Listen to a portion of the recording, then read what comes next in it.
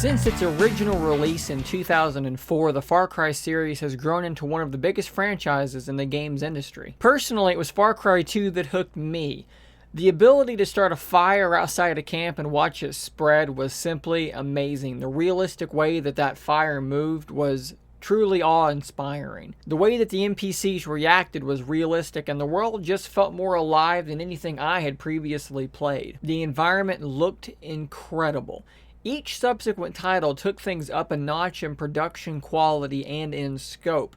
You could explore these huge open worlds in co-op, and it felt like anything could happen. You could jump off a cliff with a wingsuit, glide your way down hundreds of feet and land on the back of an elephant to flip over a car onto an enemy. I had never seen anything quite like this, and I still haven't seen anyone do it better. I still think Far Cry 2 might be my favorite Far Cry title. What is your favorite Far Cry title thus far? Let me know in the comments below. So Far Cry 6 looks to take things up even further with renowned actors and writers on a level that we haven't seen before in the franchise. Couple in some massive improvements in the graphics, and we have what looks to be a very solid game to be excited for. So here's what we know about Far Cry 6 so far. Far Cry 6 will take place on the fictional island of Yara amid civil unrest and a revolution following decades of economic sanctions. You'll play as a revolutionary leader named Dani Rojas, choosing to either be male or female at the beginning of the game. Rojas' story will have a direct impact on the world and how the character reacts on Yara. Your character gets caught up in this revolution and its many factors and groups, so expect many quests from many different angles here. This story should weave in and out depending on your choices.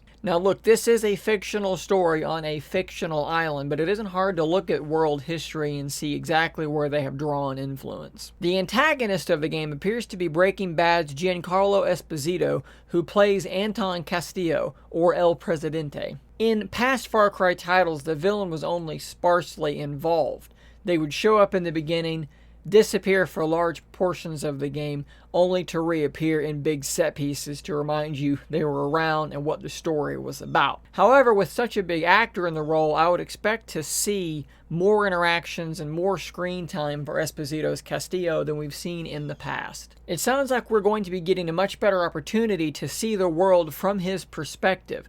Factor in the fact that the player's character will now have an actual voice, and I think we can expect a deeper story than we've seen in prior Far Cry games. I, for one, am very excited and intrigued to see what happens with Diego, who is Anton's son. He appears in the first trailer, and it seems as though his dad is trying to manipulate him into being the man that he wants him to be.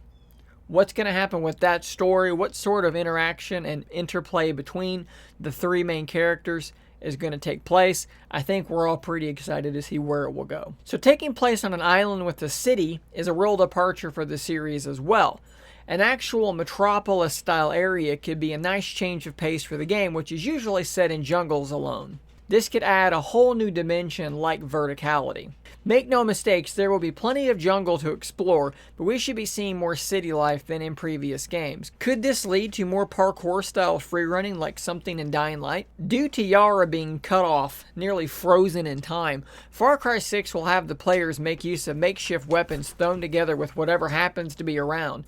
With trade shut off, the islanders have made do with what was around, so expect classic cars and things like laser pointers taped to guns.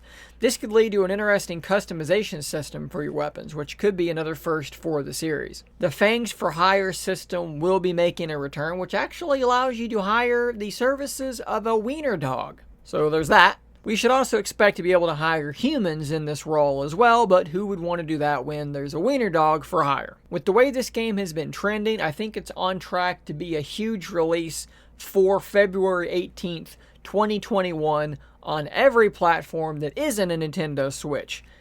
After all, it's been in development apparently for over 4 years. Are you guys excited to jump back into Far Cry? Let me know in the comments below. If you liked this video, give it a thumbs. If you loved it, give me a sub. And until next time, stay nerdy, my friends.